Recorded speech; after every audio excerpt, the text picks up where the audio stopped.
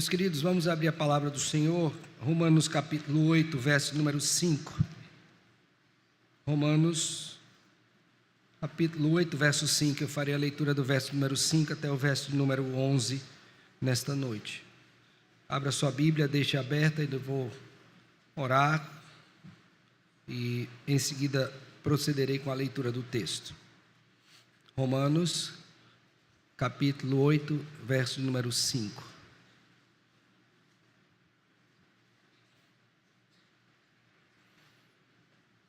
Vamos orar, irmãos. Senhor, nesta noite tomamos a Tua palavra mais uma vez em nossas mãos e precisamos, ó Deus, da iluminação do Teu Santo Espírito, posto que se o Senhor não agir em nós, não temos a menor condição de compreender, de discernir espiritualmente a Tua palavra. Por isso, ó Deus, age em nós e nos dá a bênção de ter os nossos olhos desvendados e assim, ó Deus, podermos contemplar as maravilhas da Tua lei. Age em nós também pelo Teu Santo Espírito, nos transformando e nos conformando à imagem do Santo Senhor, o Filho bendito, nosso Senhor e Salvador Jesus Cristo. Isso pedimos entregando a vida de cada um e todos nós nas Tuas mãos, e o fazemos em nome do Senhor Jesus Cristo, com gratidão e perdão dos nossos pecados. Amém, amém. Diz assim a palavra do Senhor nosso Deus: porque os que se inclinam para a carne, cogitam das coisas da carne, mas os que se inclinam para o Espírito, das coisas do Espírito. Porque o pendor da carne dá para a morte, mas do Espírito para a vida e paz. Por isso, o pendor da carne é inimizade contra Deus, pois não está sujeito à lei de Deus, nem mesmo pode estar. Portanto, os que estão na carne não podem agradar a Deus. Vós, porém, não estáis na carne, mas no Espírito, se de fato o Espírito de Deus habita em vós. E se alguém não tem o Espírito de Cristo, esse tal não é dele. Se, porém, Cristo está em vós, o corpo, na verdade, está morto por causa do pecado, mas o Espírito é vida por causa da justiça. Se habita em vós o Espírito daquele que ressuscita Jesus dentre os mortos, esse mesmo que ressuscitou a Cristo Jesus dentre os mortos, vivificará também o vosso corpo mortal, por meio do seu Espírito, que em vós habita. Amém, amém. Meus irmãos, nós temos uma história na Escritura muito conhecida, que é a história do rei Davi. Ele pecou contra o Senhor, não uma, mas muitas vezes, mas eu creio que o pecado que ficou assim conhecido foi exatamente o seu adultério contra a Batseba e os desdobramentos disso na sua vida. Ele ocultou esse pecado muito tempo, pelo menos 9 meses, que foi o período da gestação de Batseba. Mas houve um dia em que Deus levantou ao profeta Natã, que foi até o rei Davi e o confrontou na sua condição. Então, por meio de uma parábola que ele contou, então Davi foi conduzido a trazer juízo sobre aquele que era o centro da parábola, e então Natã diz para ele: tu és este homem que fez isto. E aí Davi diz: olha, eu pequei contra o Senhor. Nesta ocasião ele escreve o Salmo, que é o Salmo de número 51, descrevendo ali a sua situação, e dentro dessa descrição, eu queria que você abrisse e visse comigo, ele vai fazer uma referência à presença do Espírito de Deus nele, como é que ele estava se sentindo e qual era o seu desejo. No Salmo 51, verso número 9, lemos assim: esconde o rosto dos meus pecados e apaga todas as minhas iniquidades. Cria em mim, ó Deus, um coração puro e renova dentro de mim um espírito inabalável. E ele diz: não me repulses da tua presença, nem me retires o teu Santo Espírito. Restitui-me a alegria da tua salvação e sustenta-me com um espírito que voluntário. Eu quero, à luz desse texto, fazê-los lembrar que é impossível você que foi salvo viver sem a presença do Espírito de Deus em você. Assim como Davi, que pecou, que transgrediu a lei do Senhor, que ocultou o seu pecado muito tempo e que sofreu muito por isso, você, à semelhança dele, como eu também, não tem como viver sem a presença do Espírito de Deus. Na verdade, o rei Davi está fazendo aqui uso de uma linguagem para mostrar quão difícil seria para ele, se fosse possível acontecer, a retirada do Espírito, o que não era. Mas o pecado entristece o Espírito, o pecado faz com que a gente se afaste do Senhor, e é possível que chegue um dado momento em que até a gente julgue que já não é mais nem crente, e se dependesse de nós não seríamos. Mas nós temos que agradecer a Deus pela presença do seu Espírito em nós, que nos conduz e nos faz entender a nossa condição e nos faz voltar ao Senhor, confessar os nossos pecados, nos arrepender e andar novamente em santidade de vida. O apóstolo Paulo, irmãos, vinha falando sobre este ponto da vida com Deus e a relação com a lei, mostrando de modo muito claro quão difícil é viver em obediência ao Senhor. Ele mesmo chega ao ponto de dizer: miserável homem que sou. Mas logo em seguida, portanto, neste capítulo número 8, ele vai passar a mostrar como é esta vida no Espírito, como que Deus, o Espírito, age em nós e nos conduz durante essa trajetória aqui na terra, de modo que a gente possa, mesmo diante de tantas dificuldades que temos, ter a convicção de que somos do Senhor e ninguém pode nos arrebatar da sua mão, ninguém pode nos tomar de Deus, porque uma vez que fomos salvos e que o Espírito de Deus habita em nós, Deus mesmo garante a nossa permanência nele. E a primeira coisa que o apóstolo Paulo faz com relação a esta ação do Espírito de nós, está exatamente nos versos número 1 a 4, que nós vimos na semana passada, quando o apóstolo afirma que todos aqueles que estão em Cristo Jesus, não há mais nenhuma condenação para eles. Então o Espírito de Deus age no meu espírito, confirmando que estando em Jesus, não há mais nenhuma o quê? Condenação, nem neste mundo e nem no mundo o quê? Vindouro. Não há condenação eterna. Então você está salvo, há esta garantia. Mas por outro lado, irmãos, a despeito de termos esta convicção, que a ação do Espírito de Deus em nós, o nosso dia a dia parece mostrar uma coisa diferente. Parece não haver muita coerência entre esta testificação e o nosso labor diário, de modo que muitas vezes somos apanhados pecando, não é? E aí então o apóstolo Paulo vai mostrar para mim e para você, que o mesmo Espírito que testifica em nosso coração de que não há condenação, é o mesmo que nos ajuda a viver para Deus, como ressurretos em Cristo. Então o Espírito de Deus ajuda-nos a viver para agradar a Deus, como ressurretos em Cristo Jesus. Então você não está sozinho nesta vida.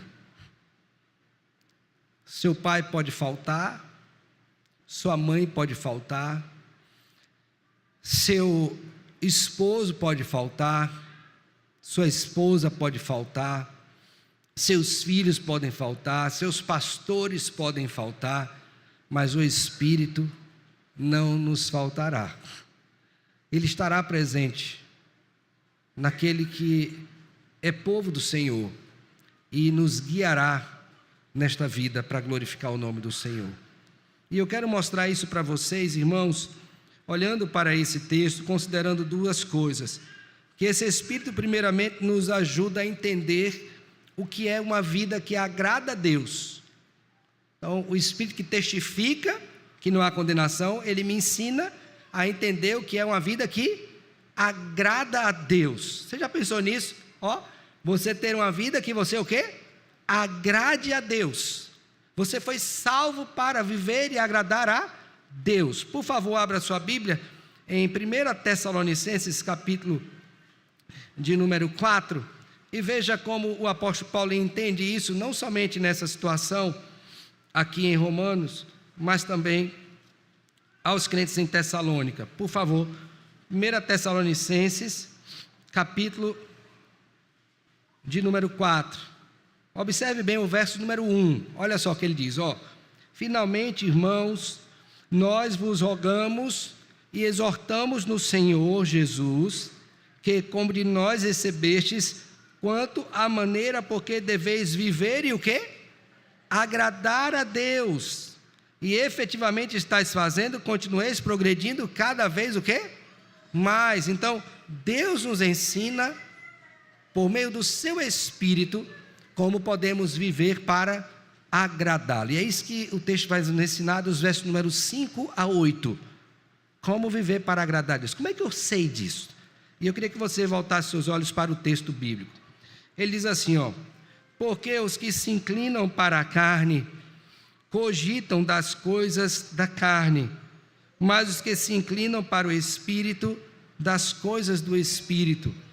Porque o pendor da carne dá para a morte, mas o do Espírito para a vida e paz.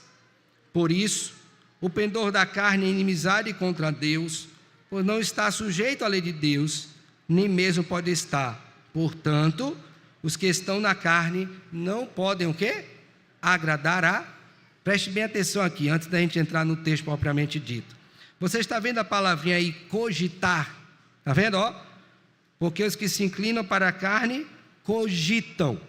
Cogitar aí, que está implícito também ainda neste verso, na parte final, está associado a pensar. Então, como é que eu posso ter uma vida que agrade a Deus, sendo alguém salvo? Isso começa pelo meu pensamento. Começa por onde?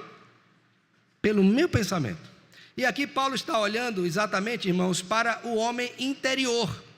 Ele está vislumbrando aquela situação do nosso ser, mais básica e mais elementar, a origem de tudo que fazemos, a sede do nosso próprio ser, para o nosso coração, para a nossa mente, pois tudo que fazemos é oriundo do que? Pensamos, do que cremos. Então, se eu quero ter um viver que agrade a Deus, a primeira coisa que eu tenho que pensar é sobre o que tenho pensado. E aí ele faz essa diferenciação entre apenas, preste bem atenção, duas possibilidades, não há outra. Primeira possibilidade, há aqueles que pensam e se inclinam, cujo pendor é para a carne. Esses não agradam a Deus, esses não se submetem à lei de Deus e nem podem fazê-lo, esses não têm paz e, portanto, como ele mesmo diz, não podem o quê? Agradar ao Senhor. Mas existe um outro grupo, cujo pensamento, guiado pelo Espírito e também testificado pelo Espírito, é o pensamento que pensa nas coisas lá do alto, pensa naquilo que é mais nobre, pensa naquilo que louva a Deus, que é virtuoso, e por conta deste pensamento que é recorrente, constante, frequente, eles agem de modo agradável a Deus. Vamos ver isso? Abra sua Bíblia, por favor, em Mateus capítulo 6. Você já pensou que uma pessoa ansiosa, o primeiro ambiente do seu tratamento deve ser o seu pensamento? Uma pessoa ansiosa, ela fica pensando muito no futuro e nas tragédias que lhe esperam, não é? Então, a ansiedade também pode ser traduzida como preocupação. Um ansioso, ele se preocupa com o futuro. Por favor, Mateus capítulo 6, verso de número 31. Veja bem como é importante isso. Abriram? Diz assim, ó: portanto, não vos inquieteis. É a mesma palavra para ansiedade e para preocupação, inquietação, tá? Sinônimos aí: inquietar, preocupar e ansiedade. Então, às vezes a pessoa diz assim: eu não sou ansioso, só sou um pouquinho inquieto. Coitado, se for olhar para a Escritura, é ansioso. Eu não sou ansioso, só sou um pouquinho preocupado. Coitado, é ansioso. É a mesma palavra aqui: ansiedade, preocupação e inquietação, é mesmo. Mas olha só o que Deus diz, ó: portanto, não vos inquieteis dizendo que comeremos futuro. Está vendo? O que é que eu vou comer amanhã? Com o que nos vestiremos? O que é que eu vou vestir amanhã? Porque os gentios é que procuram todas estas coisas. Vosso Pai Celeste sabe que necessitai de todas elas. Buscai, pois, em primeiro lugar o seu reino e a sua justiça, e todas essas coisas vos serão o quê? Então ele está dizendo, ó, não fique pensando no futuro. Deus vai cuidar de você. Então, se você começar a se inquietar demais, você vai desagradar a Deus, porque você não está confiando naquilo que Ele é e faz. Você está agindo como um gentio, como alguém que não tem o Espírito de Deus, que não descansa no Senhor. Cristo está ensinando isso. Agora vamos para outro texto. Abra sua Bíblia em Colossenses capítulo 3, verso 1. Colossenses capítulo 3, verso 1. Olhe bem agora o que Paulo está dizendo. Abriram? Diz assim, ó: portanto, se fostes ressuscitados juntamente com Cristo, buscai as coisas lá do alto, onde Cristo vive, assentado à direita de Deus. Agora lê o 2 todos juntos. Pensai, não. Por que eu não posso pensar nas coisas que são daqui da terra? Porque eu não sou terreno. Porque eu não sou carnal. Por isso. Então, se eu quero agradar a Deus, a primeira coisa que eu tenho que mudar, e o Espírito me convence disso, são meus pensamentos. Eu não posso viver pensando naquilo que é próprio desta terra, nos valores, nos desejos, nos anseios, nas estratégias deste mundo. Os meus pensamentos têm que ser melhores, mais altos e mais sublimes. Como o profeta Isaías disse no capítulo 55, os meus pensamentos não são os vossos pensamentos, e os meus caminhos não são os vossos caminhos, porque os meus pensamentos são maiores, diz o Senhor. E como é que seria esse pensamento? Agora vá para Filipenses, capítulo 4, verso 8. Como que deveria ser meu pensamento para agradar a Deus? Olha só, abriram? Só é voltar um pouquinho aí as páginas da Bíblia. Filipenses 4, 8. Finalmente, irmãos, tudo que é verdadeiro, tudo que é respeitável, tudo que é justo, tudo que é puro, tudo que é amável, tudo que é de boa fama, se alguma virtude há, se algum louvor existe, seja isso que ocupe o vosso quê? Então você quer viver para agradar a Deus? A primeira coisa que você tem que mudar é o quê? Sua mente. E esse pensamento está presente em Romanos, quando no capítulo 12, abre aí,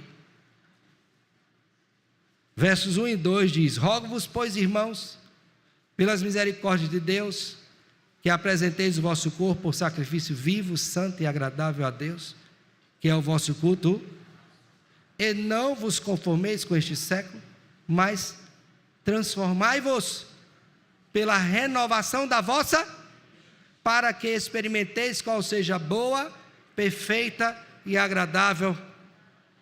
Tem que renovar o que, irmã Juliana? Cabeça.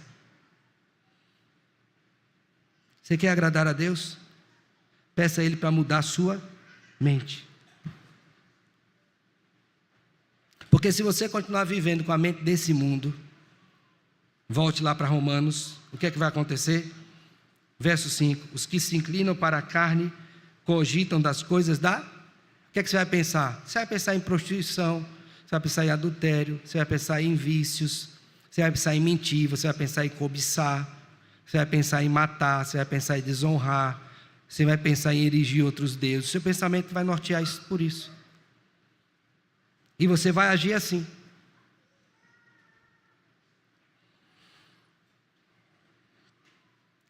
Nesses dias têm sido muito difíceis. Conversando com algumas pessoas, para tentar entender a razão pela qual elas fazem o que fazem. E sabe qual foi a minha constatação olhando para esse texto? Que em algum momento elas mudaram a cabeça. E porque mudaram a cabeça, mudaram a prática. Você quer agradar a Deus? Comece a observar no que, como, quando, quanto tempo você tem pensado.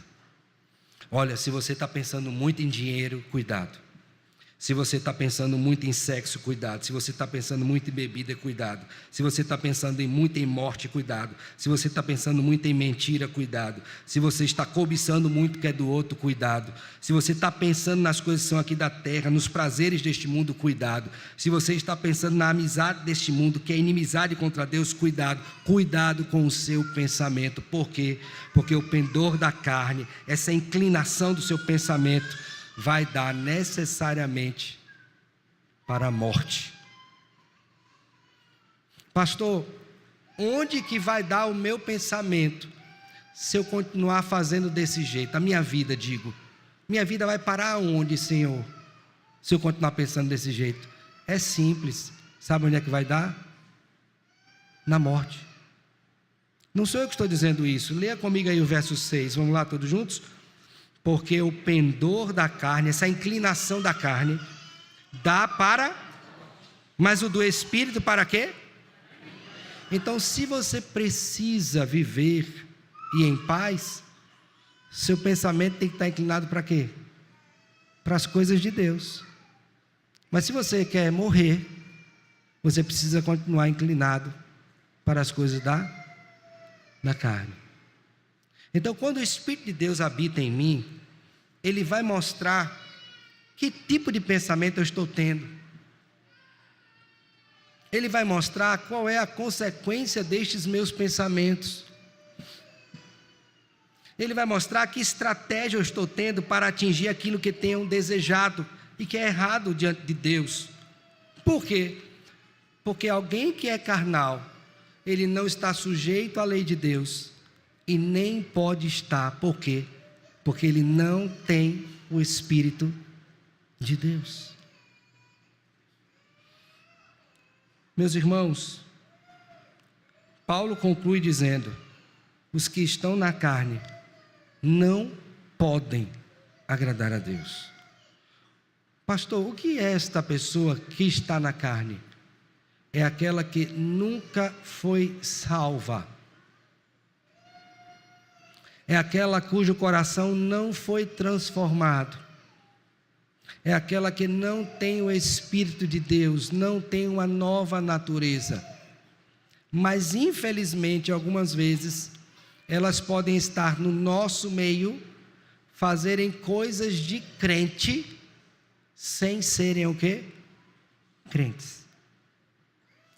Porque embora não tenham dito ainda o que pensam, chegará um momento que ela não conseguirá conter isto e vai colocar para fora, por meio de uma prática abominável, tudo que tem na mente.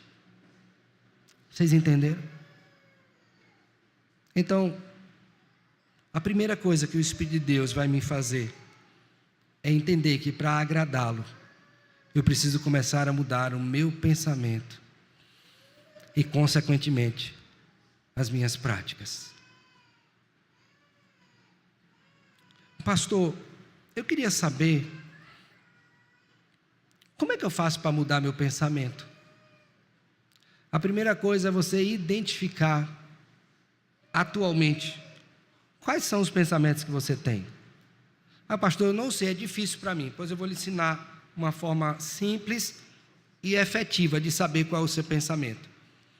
No seu celular, eu não trouxe o meu aqui, não precisa olhar agora, só pense. No seu celular você tem um dispositivo onde você consegue ver quanto tempo você gasta em cada aplicativo, tá? Já viram isso no celular? Viram ou não? Perfeito, pois bem. Você vai abrir isso discretamente, cuidado para não tomar um susto, e veja, no tempo que seu celular ficou ligado em um dia, quanto tempo você passa em cada um desses aplicativos. Tá? Depois que você fizer isso, eu não estou falando daquelas pessoas que usam isso para trabalho, e cuidado para isso não ser uma desculpa, tá? Depois que você fizer isso, você vai observar quais foram os locais que você foi dentro desse aplicativo.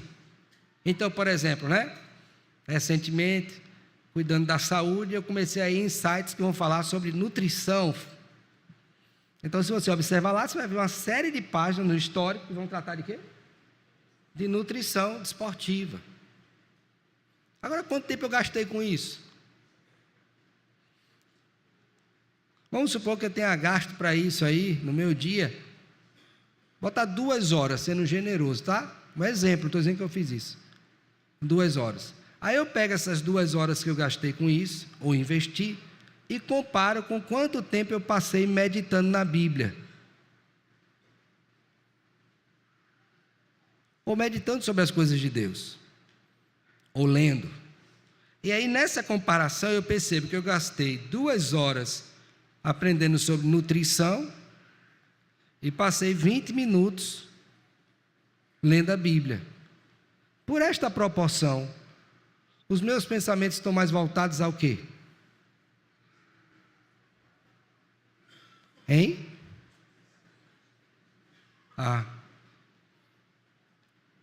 Agora pegue esse padrão e aplique a tudo na sua vida e veja quanto tempo você tem gasto com o quê?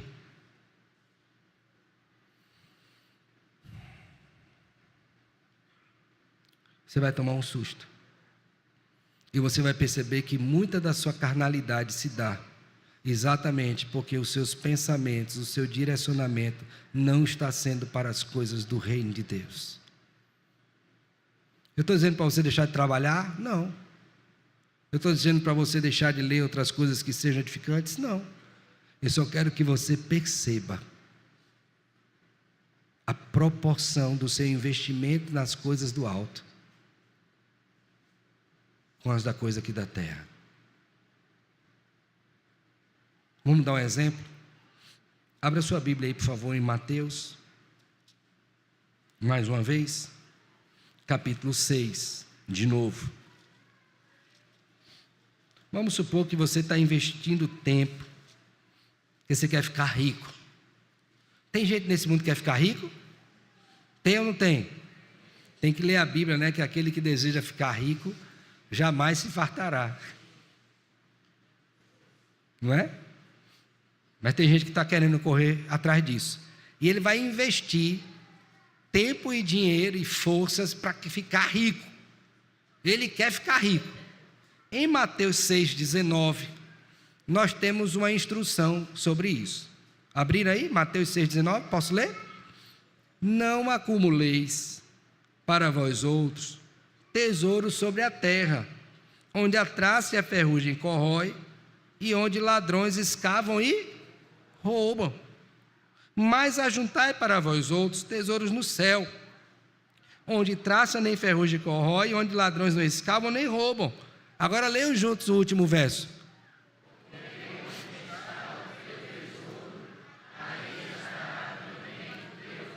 Pronto, está aí a receita de Deus para saber o que tem ocupado seu pensamento. Aquilo que é mais importante para você, você vai devotar-se a isso. Vocês entenderam? Entenderam ou não? Amém. Você quer viver para agradar a Deus? Pense nas coisas lá do alto. Busque as coisas lá do alto e não as que são aqui da terra. Ajunte tesouro nos céus. Está claro? Se você fizer diferente disso, você vai pender para a carne. Segunda coisa que ele nos ensina nesse texto. Por favor, voltemos para Romanos 8. Agora versos 9 a 11. Então a primeira coisa que ele me ensina é como agradar a Deus. A segunda coisa que ele me ensina é que eu sou vivificado pelo Espírito de Deus. Note bem verso de número 9. Vós, porém, não estáis na carne, mas no Espírito, se de fato o Espírito de Deus habita em vós. Preste bem atenção, ele vai usar essa palavra habitar no verso 9, habitar no verso 11, duas vezes, no início e no final. Então qual é o foco desta porção do verso 9 ao verso 11? A habitação do Espírito. Então a primeira coisa que o Espírito que habita em mim mostra é como viver e agradar a Deus. A segunda coisa que esse Espírito que habita em mim é mostrar que pela habitação dele, o Espírito, eu sou vivificado. E agora eu quero que você traga à sua memória o texto que li no início de Salmo 51. Lembra que foi que Davi disse? Senhor, não me retires o teu santo o quê? Espírito. Parece que eu estou morrendo, Senhor.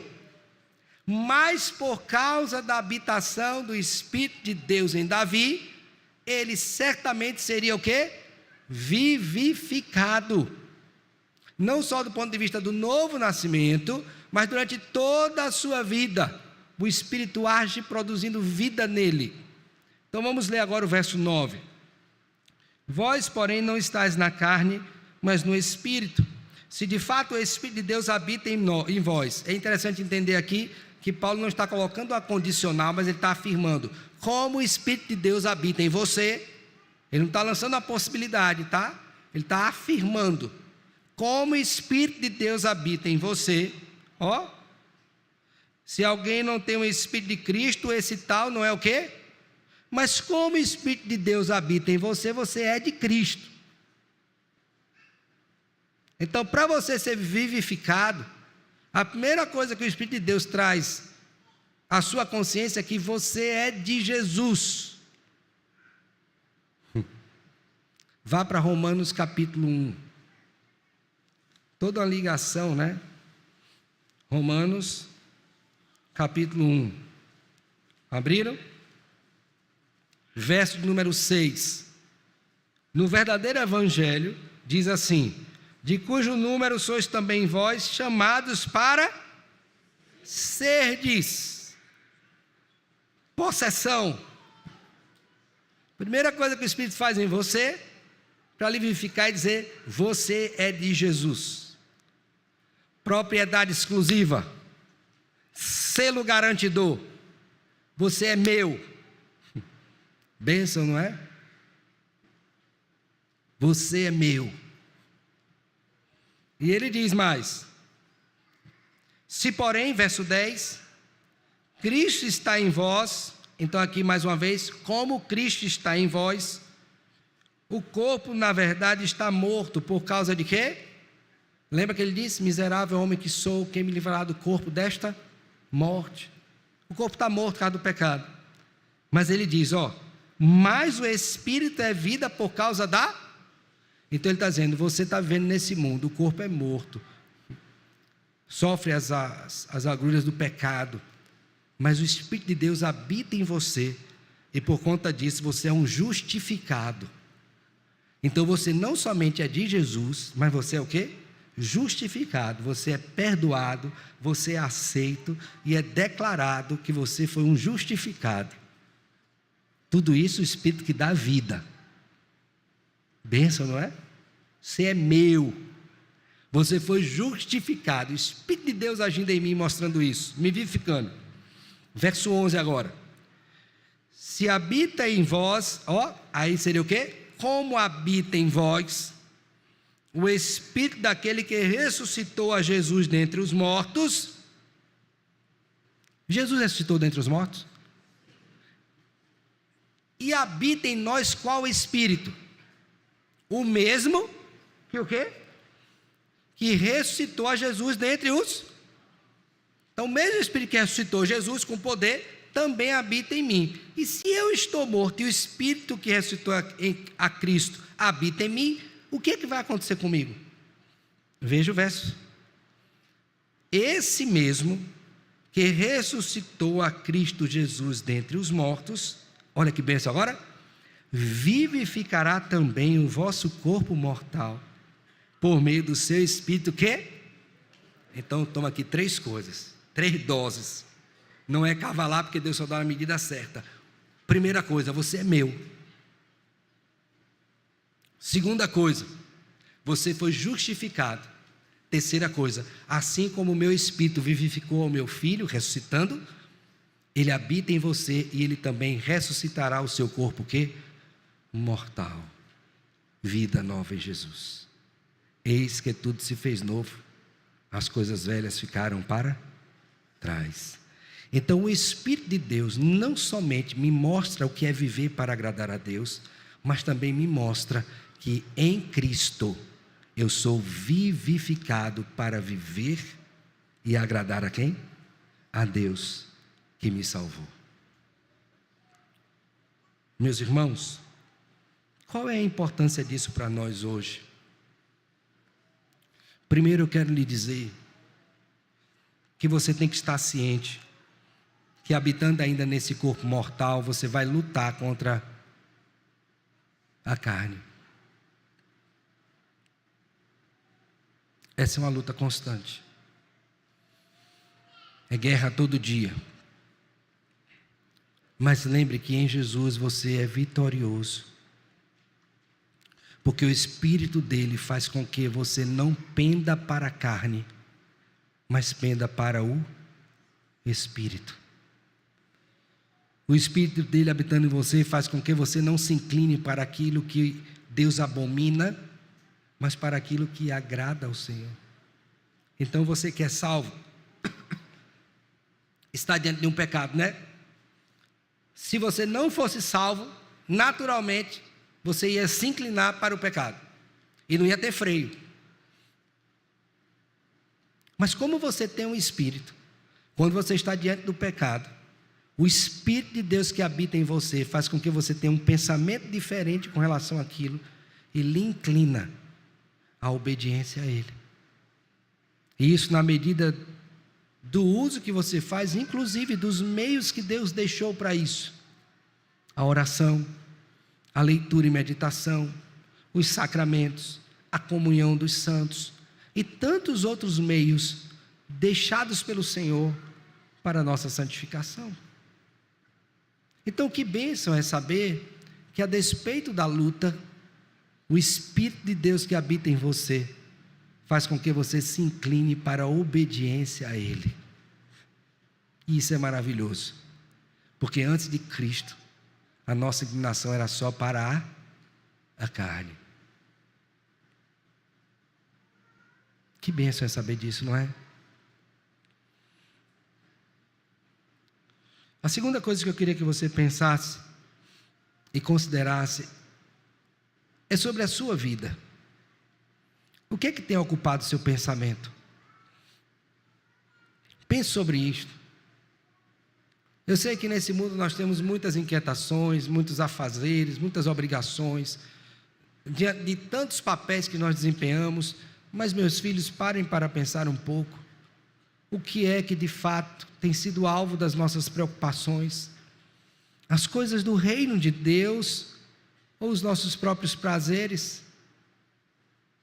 Eu nunca vi em toda a história da Escritura e para além dela, que tenha buscado os prazeres deste mundo e tenha sido salvo.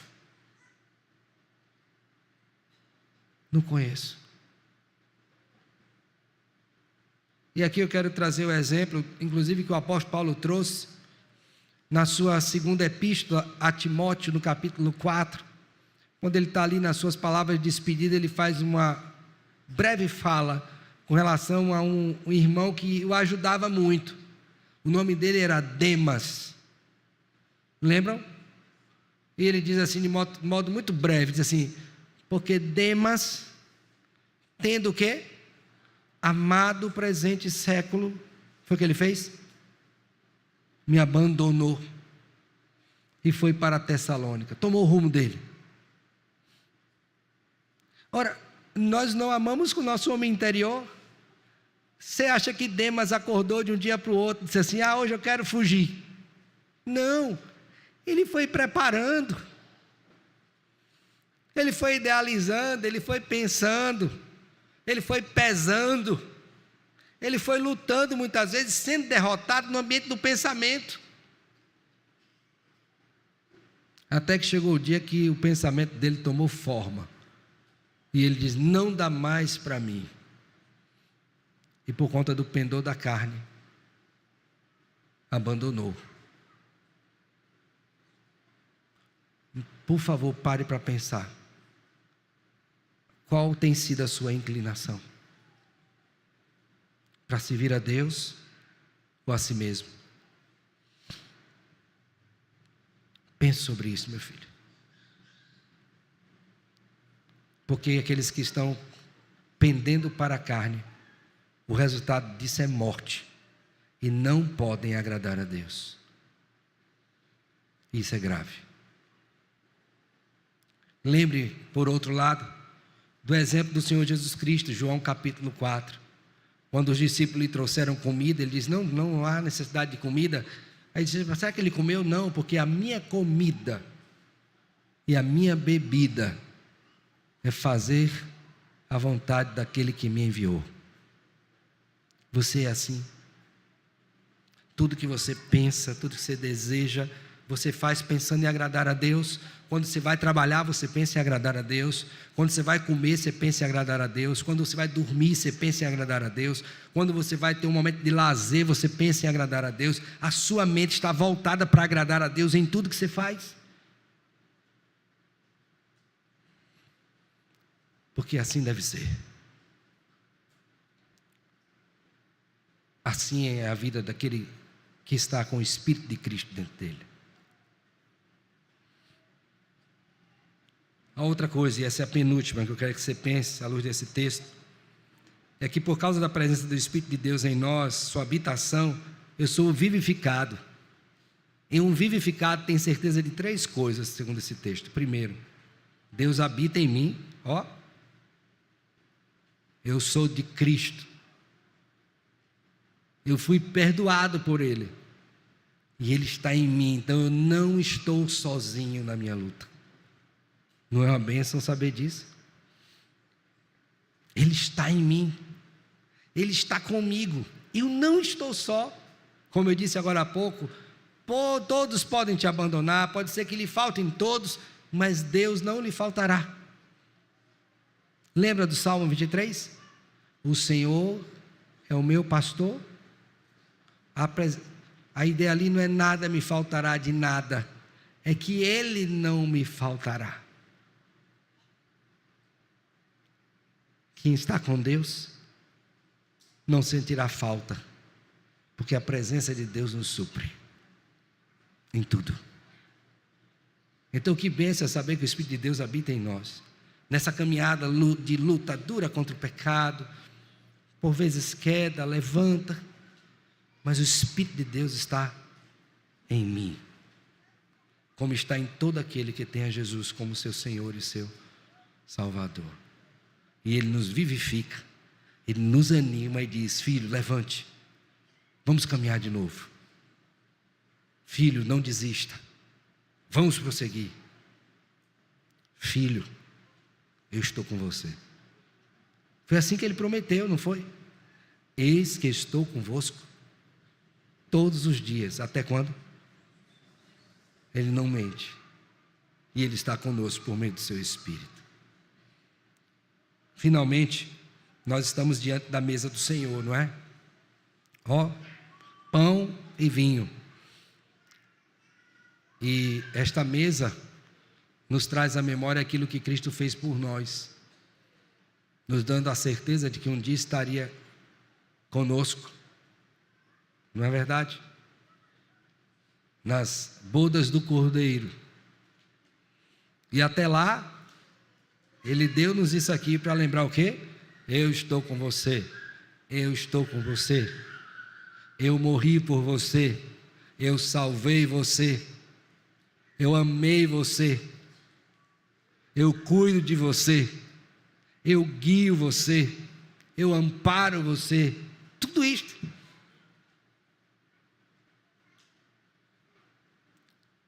E nós temos a certeza disso como? Porque o Espírito dele habita em nós. Que Deus tenha misericórdia da sua vida, da minha vida.